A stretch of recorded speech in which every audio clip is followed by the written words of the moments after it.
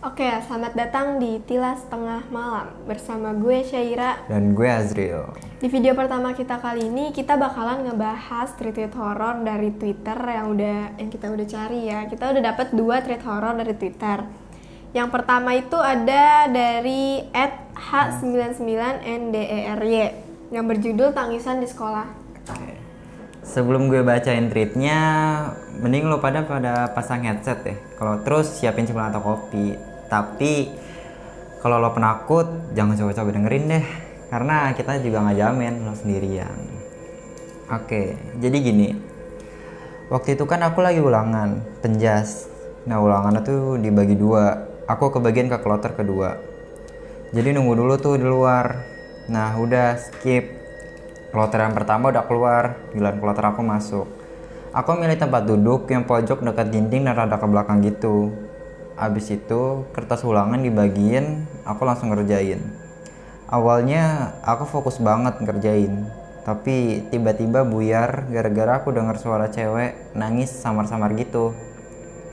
Aku lihat di kelas nggak ada yang nangis. Kloter pertama di luar juga lagi pada rame-rame ketawa-ketawa. Ya udah, aku coba fokus lagi, tapi gak bisa. Tangisannya malah makin kenceng sama sesegukan. Aku takut, soalnya aku yang sensitif sama yang kayak gituan.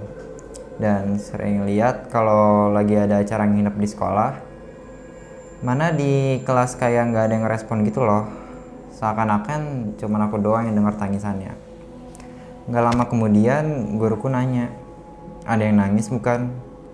Di situ serempak langsung pada jawab, iya bu. Lega banget, di situ bukan aku doang yang denger. Terus guruku langsung keluar kelas dan nanya ke kloter pertama yang lagi di luar. Katanya tuh mereka denger juga, suaranya dari kelas sebelah. Kebetulan kelas sebelah tuh kayak lagi kosong gitu, karena muridnya lagi pada ke lab. Karena guruku khawatir, takut ada murid yang kenapa-kenapa di kelas. Akhirnya minta tolong buat dicek. Pas teman-temanku ngebuka pintu kelas sebelah, suara tangisannya makin kencang. Tapi nggak ada orang woi di dalam.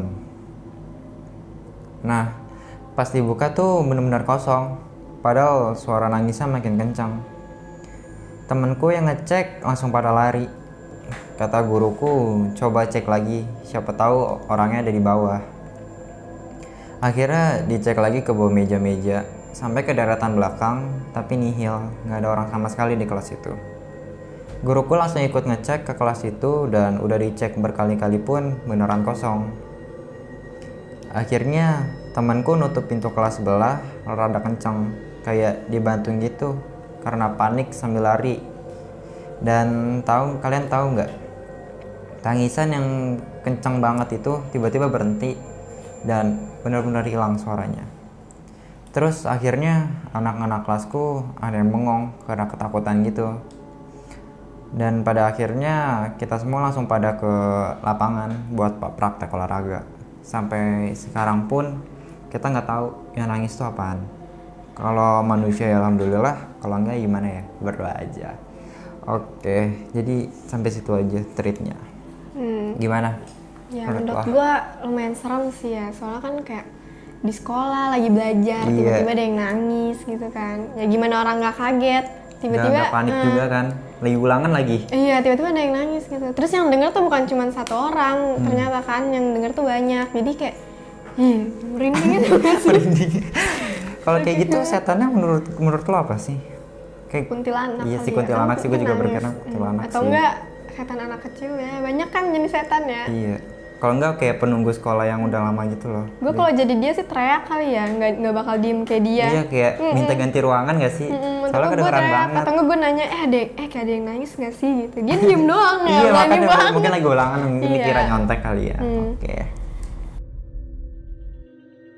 Oke, sekarang kita lanjut ke tweet yang kedua. Tweet yang kedua ini dari @Gryffindorian. Judulnya menunggu jemputan pulang sekolah. Oke, langsung kita baca ya. Kejadian ini terjadi waktu aku masih duduk di bangku kelas 2 SMP, di sebuah SMP yang terletak jauh dari keramaian kota. Singkat cerita, hari ini adalah hari Jumat, di mana semua siswa dipulangkan lebih cepat karena harus melaksanakan sholat Jumat. Pukul 10.45 bel pun berbunyi.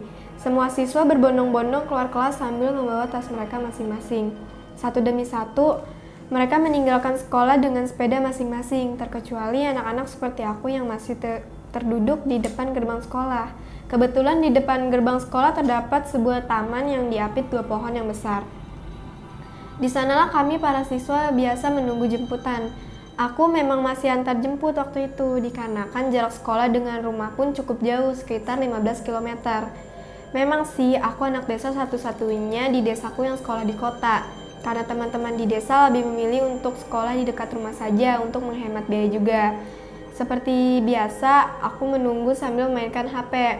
Ku telepon orang rumah namun tidak ada jawaban.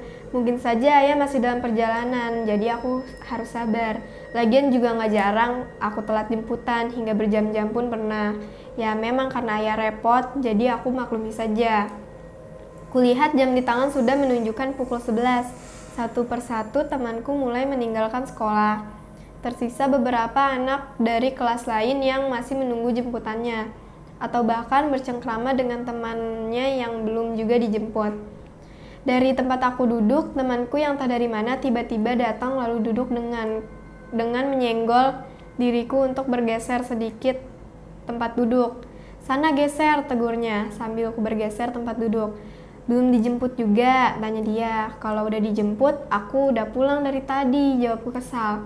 Ya santai aja kali, jawabnya dengan tertawa kekeh. Mau ikut aku nggak? Tanya dia. Kemana? Ke kuburan depan sana, sembari nunjuk lokasi kuburan tersebut. Nah, kata dia ini, sekolahku ini depannya terdapat kuburan desa sebelah, tapi agak depan kiri, tepat di sebelah jalan utama, dan kuburannya agak masuk ke dalam sawah. Namun akses untuk ke kuburannya juga udah berpaving. Berpaving apa? Paving kayaknya menurut gue itu kayak bata beton. Kayak apa sih yang buat di jalanan tuh yang kata patang satu-satu gitu. Iya kayaknya. Gue baru tahu paving namanya. Jalanannya kan bukan pagar. Iya, akses ke kuburan kata dia. Berarti dari. Oke, kita lanjut. Ngapain kesana? Nyari tali pocong lu, kata dia sambil bercanda. Udah ikut aja yuk, lagian lu masih lama belum dijemput. Paksa dia sambil narik aku buat ikut. Tanpa pikir panjang, aku pun mengikuti dia ke kuburan itu. Oh iya, aku lupa jelasin kalau dia tuh bisa lihat yang gituan. Banyak rumor dari teman-teman sekelasnya kalau dia itu indigo, tapi aku nggak tahu bener apa enggak waktu itu. Tapi aku tertarik ajakan dia karena taulah aku paling antusias kalau soal horor-horor gitu, paling suka dengar cerita hal mistis. Oke, kita sampai di tempat seperti bangunan. Model bangunan itu cuma ada satu ruangan dan terasnya itu lebar banget. Kayak dipakai buat naruh barang-barang gitu. Terus di pinggir-pinggirnya tuh dikelilingi kayak tembok, bisa dipakai buat duduk gitulah. Nah, dia tuh ngasih contoh foto yang dimaksud. Tapi kata dia tempatnya luas banget dan berkeramik dan bersih juga seperti bangunan rumah pada umumnya. Oke, kita lanjut ke cerita. Aku sama dia duduk di pinggir teras tersebut. Asli hawanya sejuk banget, adem banget hembusan anginnya. Awalnya kami duduk-duduk sambil ngobrol menikmati udara sekitar. Juga tercium aroma khas dari bunga di kuburan itu. Nah, pas selesai ngobrol sama dia, aku coba cek HP-ku. Ada kabar dari ayahku apa enggak? Pas mau ngeluarin HP dari kantong, tiba-tiba aku dengar ada yang jerit. Itu jelas banget, woy. Otomatis kita langsung bengong saling tatap-tatapan sambil bertanya-tanya. Denger gak? Tanya gua. Iya denger, tapi dari mana? Gak ada orang di sini selain kita. Doi nunjuk ke arah satu kuburan. Kayaknya di kuburan sekitar situ dah, kata dia. Yang bener lu. Aku sama dia langsung mencoba datengin ke arah kuburannya yang dia tunjuk tadi. Dari situ aku mulai memasuki area kuburan itu. Satu demi satu nisan kita lewati dengan sembari mengucap permisi mbah. Akhirnya kita sampai di satu kuburan yang cukup tua, namun bersebelahan dengan kuburan baru, masih fresh kayaknya. Di situ aku sama dia duduk tanpa berpikir aneh-aneh. Dia ngajak aku untuk doain semua penghuni di sana biar tenang, mumpung bertepatan dengan hari Jumat. Setelah berdoa, dia nyeletus ke aku sambil nunjuk ke arah pohon. Itu lihat, ada kepala terbang tadi, sembunyi di balik pohon gede itu. Mana sih, gue nggak lihat apa-apa tuh. Jangan bercanda di sini lu, nggak baik. Tabu tahu dengan keadaan aku nggak bisa lihat mereka, jadinya nggak percaya. Setelah itu kita beranjak dari kuburan tempat duduk tadi. Kita melangkah sembari ke teras rumah tersebut. tapi aku jalan lebih dulu. Kulihat dia masih berdiri di situ untuk beberapa menit. Entah apa yang dia lakukan, aku tinggal saja sembari berjalan kembali ke teras. Aku yang masih penasaran dengan kepala tadi, masih jalan sambil curi pandang ke pohon gede itu. Sampai-sampai tersandung satu batu nisan yang cukup kecil hingga hampir tersungkur jatuh di tanah. Astagfirullah, ucapku kaget. Makanya dilihat jalannya, jangan lihat yang lain, kata dia. Hus, diam, gak boleh berisik. Sampainya di teras, aku berdiri nungguin dia yang jalannya lambat seperti awas-awas takut nginjak sesuatu. Sambil nunggu dia yang kelamaan banget jalan, aku mencoba buka HP dan mengecek apakah ada kabar dari ayah. Ternyata terdapat pesan yang terkirim dari ibu beberapa menit yang lalu. Katanya, ayah udah berangkat dari tadi. Oke, dari situ aku ngajak balik dia cepat sebelum ayah datang. Anehnya, tepat 3 meter dari tempat aku berdiri, dia berlagak aneh ketika lihat aku seperti orang lihat hantu. Dia benar gak berani buat lihat mukaku. Dia jalan cepat di depanku sambil merem-merem ketakutan. Lu kenapa? Dia gak jawab. Dia jalan cepat sambil nunduk lihat ke bawah. Aku makin bingung. Terus tiba-tiba dia lari. Lu mau kemana? Bangsat, gue ditinggalin. Dia lari sambil teriak ke aku. Terus kata temennya itu, di belakang lu ada pocong, serem. Tanpa pikir panjang, bahkan nengok ke belakang, aku langsung cabut dari tempatku berdiri tadi.